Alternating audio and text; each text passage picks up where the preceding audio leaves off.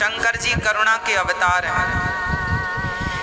दक्ष ने गालियों पर गालियां दी तो सही, पर शंकर जी को गुस्सा नहीं आया, क्रोध को जीत लिया है शंकर जी ने, है ना। बात बात पे तो हमें गालियां नहीं देना चाहिए, गुस्सा नहीं करना चाहिए ना, कि करना चाहिए, है ना। शंकर जी हमें क्या सिखाते हैं? शांत रहा करो।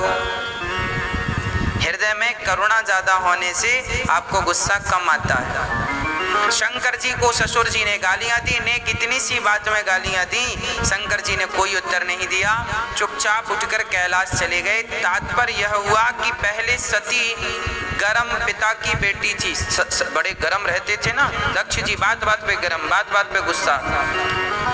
तो अगले जन्म में इनके पिता ठंडे हो गए, हिमालय ठंडा। पहले गरम थे पिताजी, बोले गरम में तो बेटी बिगड़ जाएगी, क्योंकि बाप गरम तो बेटी भी गरम, ये भी नहीं मानी, चली गई पिता के यज्ञ में। और देखो इतना गुस्सा कि अपने आप को ही जला लिया। शंकर जी बोले हे प्रभु, अब ना तो गरम ससुर देना, ना तो गरम पत्नी देना, तो फिर ठंडी, तो ठंडी कौन? हिमालय। इसलिए और किसी की बेटी भी तो बन सकती थी पार्वती जी, पर हिमालय की ही क्यों बनी? क्योंकि सबसे ठंडा हिमालय है। तो पार्वती अब बिल्कुल ठंडी रहे, अर्थात भगवान राम के चरणों में प्रेम तो हो, पर राम के प्रति संदेह ना हो, जैसा संदेह माता सती को था, है ना। सती को संदेह था, कहीं पार्वती को संदेह ना हो, इसलिए हिमालय की बेटी बना करके भगवान नारायण ने उन्हें जन्म दिया। अब माता पार्वती छोटी सी थी, तब नारद जी गुरु रूप में पहुंच गए। सुनो हिमालय, तुम्हारी बेटी बड़ी भाग्यशाली है, इनका विवाह बहुत बढ़िया जगह होने वाला है। क्या करना पड़ेगा?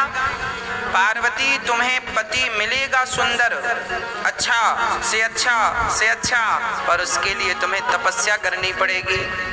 तो हिमालय की बेटी हिमालय की गुफाओं में बैठ के 10,000 वर्षों तक घोर तपस्या किया। माता पार्वती ने कौन सा व्रत किया? तीज का व्रत किया।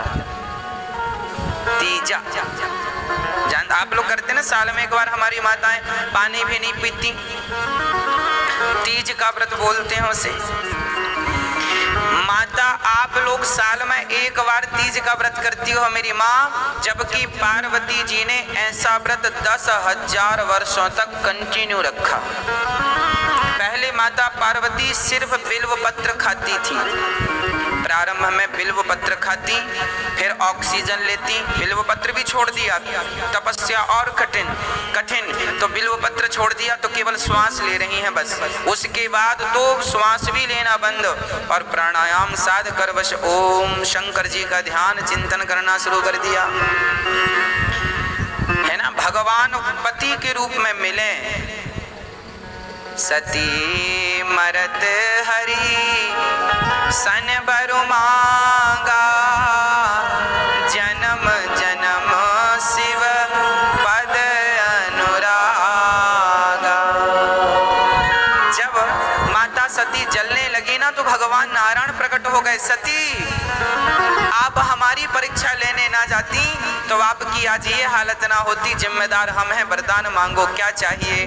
तब सती ने कहा मैं जब भी जन्म लूं तो मुझे पति शंकर ही मिले, ऐसी प्रार्थना माता पार्वती ने की। अच्छा, अब जब पार्वती जी की प्रार्थना 10,000 वर्ष बीत गए, यहाँ तारकासुर पैदा हो गया। तारकासुर नाम का एक दैत्य था, उसने ब्रह्मा से वरदान मांगा कि हम शंकर जी के पुत्र से ही मरेंगे। शंकर जी के पुत्र से मरेंगे, क्योंकि सती जब गई तो फिर शंकर जी का दूसरे विवाह करने का कोई विचार था नहीं। तो तारकासुर बोले शंकर जी का विवाह होगा नहीं तो पुत्र होगा नहीं तो फिर हम मरेंगे नहीं। तो वरदान मांग लिया कि हम शंकर जी के पुत्र से मरेंगे। अब तो वो तारकासुर सभी देवताओं को पराजित करने लगा, परास्त करने लगा, युद्ध करने लगा। सारे देवता डर के भगवान नारायण के पास गए। नारायण ने कहा शंकर जी के पास जाओ, तो इंद्र इत्यादि शंकर जी के पास गए, पर शंकर जी की तो समाधि लगी, समाधि खोलने को तैयार नहीं शंकर जी। अब क्या करें? अब कामदेव को बुलाया गया, कामदेव को बुलाया गया। कामदेव ने शंकर जी की समाधि खोलनी चाहिए। याद रखना मेरी माँ, बड़े बड़े साधुओं की तपस्या कामदेव ही बिगाड़ते हैं। अरे साधुओं की तो छोड़ दो, देवताओं की तो छोड़ो, देवों की छोड़ो, महादेव की समाधि भी कामदेव खोलने चल पड़े। पर कामदेव जब गए 5 बाण चलाए। 5 बाण मतलब काम के 5 बाण हैं, शब्द, स्पर्श, रूप, रस, गंध, है ना? कितने बाण हैं? 5।